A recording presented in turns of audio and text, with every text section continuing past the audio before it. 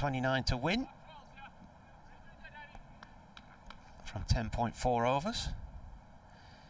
Parkinson bowls, and Lees plays that towards long leg for 1.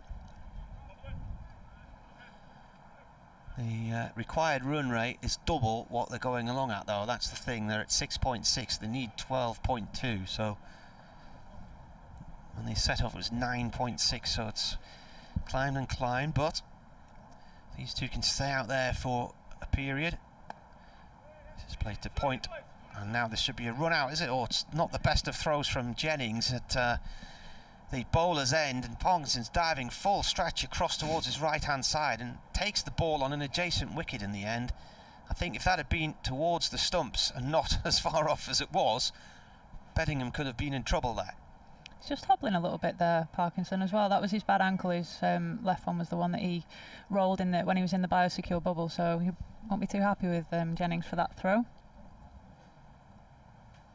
Comes in and bowls, and this is dragged by Lees from outside of off stump to square leg for 1. This is his first competitive game of the summer, though, Matt Parkinson, so I'm sure, like everyone, he's been chomping at the bit as well to get out there and play, and obviously the added frustration of the injury and whether he would have played in those England games. Played this time by Beddingham out through mid-wicket for 1. Yeah, he sprained his ankle, didn't he? That's what we used to call it, an ankle sprain. You never really hear of a sprained ankle these days, do you? It's all ligaments and tendons. That's the halfway stage of the innings, so 10 overs gone. Durham 66 for 2, need another 125 to win. I will step aside for a bit. They're having a hand sanitizer moment, so I'll bring Scott back in, and then I'll come back in a few overs.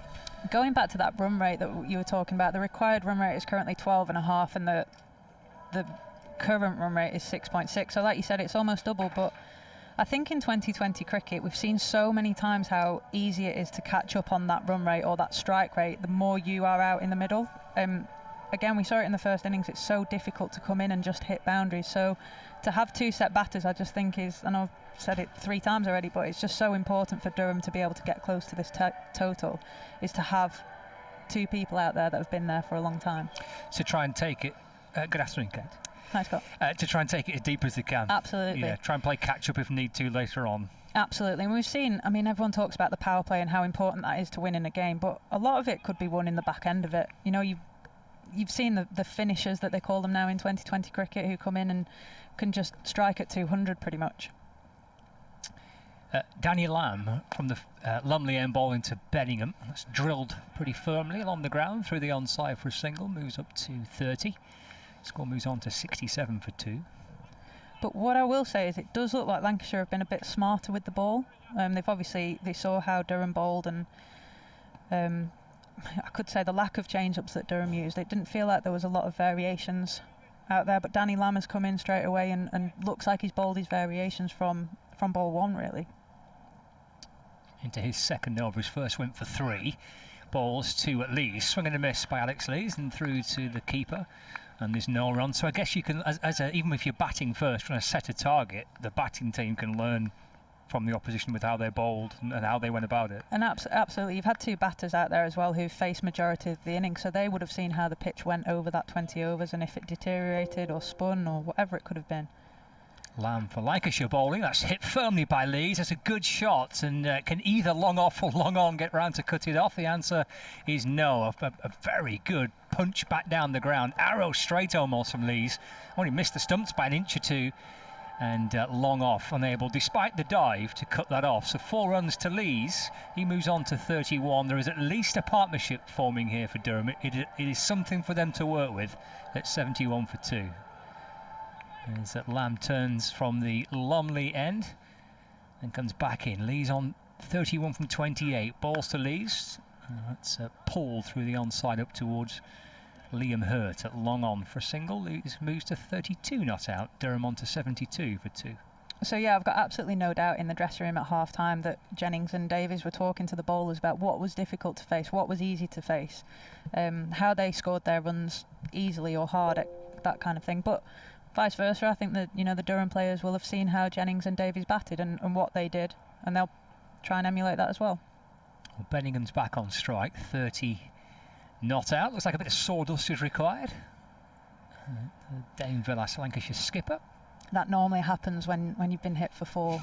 I'm surprised it came the ball after, actually. Maybe Danny's been smart here and he's trying to make it look like it was nothing to do with getting hit for 4. Katie, you speaking from experience No, here? not at all. Lamb to Benningham, a slow ball just onto his hip. He works the ball through the onside. He's gone through for 1 and comes back for 2. So moves up to 32 not out. Score moves on to 74 for 2. You'll be a bit nervous, won't you, come Saturday? You've not played for a few months? No, I've not played since December. Oh my word. A few months is nearly a year now. Wowzers. Okay. Yeah, so I'm looking forward to it, to be honest. You know, when my job is to play cricket, but it's also my passion and my hobby, and when that gets taken away from you, you're just desperate to play. Lamb balls to Benningham, full of length. That's drilled down the ground for a single. Keeps the strike as well, 33 not out at Benningham. And we've had 11 overs of the Durham reply. 191 is their target to win the game, and they're 75 for 2. I've noticed as well, Scott, how I mentioned it in the first innings, but how the Durham players looked quite frantic on the pitch. There was a lot of players not really knowing where they should be, left-hand, right-hand combinations. It all looked a bit chaotic, and I just noticed how calm Lancashire look out there, and the players just, we talked about that formula, but they're just sweeping around with the left and right hand combination. There's no crossovers. It just seems to be working a little bit simpler, let's say, than the Durham innings. And it's not like this is a particularly settled Lancashire team. Not it's quite all, a different T20 side than the one that reached the quarter-final, for example, last year. But that's it.